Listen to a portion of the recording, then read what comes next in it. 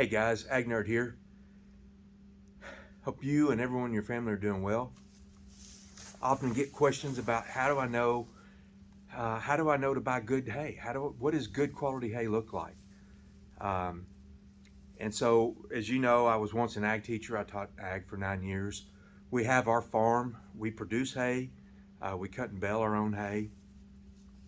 And so I kind of devote this channel into trying to balance academia with tangible reality. And so, as you'll hear me say, just because it says in a book doesn't mean it's always going to work on your place. Just because somebody that lives 10 miles down the road is getting it to grow on their property or produce on their property doesn't mean it's always going to produce on yours.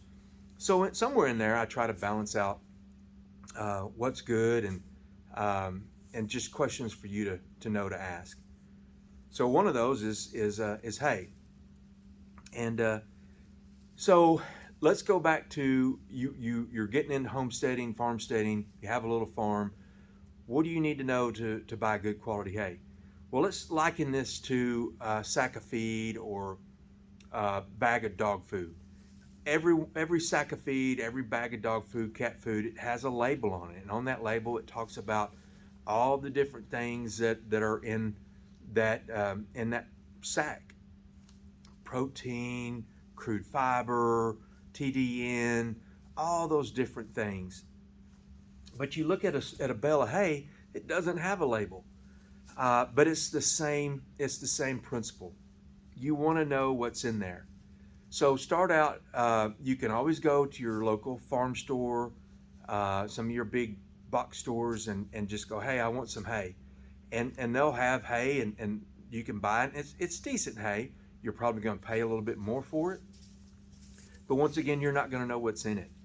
And so some of the things that I look for is protein content. How much protein's in there? My hay typically runs 12 to 14% protein. Anything below that, you can still feed, but you're going to have to add more supplement to it. Protein tub, cubes, all those different things. TDN, you heard me say, total digestible nutrients. And so what is total digestible nutrients? So it could be packed full of nutrients, but it doesn't mean that when the animal eats it that they'll be able to utilize it, that their digestive system will be able to break it down and utilize it. So just because it's there doesn't mean it's in a form that's readily available to their system. Think about a seed, okay? Some seeds have a hard coat on it. That means that it takes a lot for it to break down. And so an animal eats a seed, has protein in it, but their body can't break it down, break that hard shell down to get into the inside where it's good. So it's just going to pass right through the system, and it was a waste. You just wasted money on that. So yeah, think of a sunflower seed. Sunflower seed has the outer shell, and the inside part is the part that you like to eat. Same thing with a blade of grass. It needs the part that's actually available to digest. So you want a good TDN number, and then palatability. Palatability to me is you can smell the grass. It smells good. If it doesn't have a good smell, man, stay away from it. If you pull some grass out of the bale and it's full of dust, it's probably not going to be very palatable. So just some visual pieces. If you pull it out and it's all stem, that's another thing to think about. You want the grass blade itself. The grass blade is where the powerhouse is where the TDN, the protein. Obviously, stem is not. So those are three things that I look for: is protein, TDN, and palatability. There's a lot of other factors that you can go into, but if you do those three things, you're probably going to be okay. So you obviously, like I said, you can buy your hay at your box store, at your local farm store, even a feed store, your local feed store. Hey, support local guys. But I like to buy my hay off the farm. Obviously, I produce hay here, but before on my place. But before I produce my own hay, I like to have a good relationship with a farmer, or rancher, and and that way I could see what was going on in their field. I could drive by their place, or hey, can I come and look at your field? And I could see the field that I was going to be getting hay off of. Gives you an idea of what type of practice, what type of management that person has, that farm has. Are they good stewards of the land? How often do they cut it? Are they cutting it well?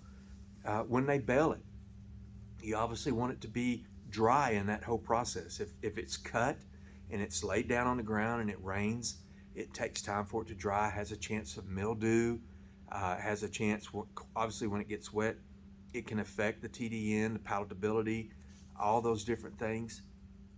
And then depending on your operation, there's some folks that are very, very concerned about organic, what kind of chemicals are being put on that hay.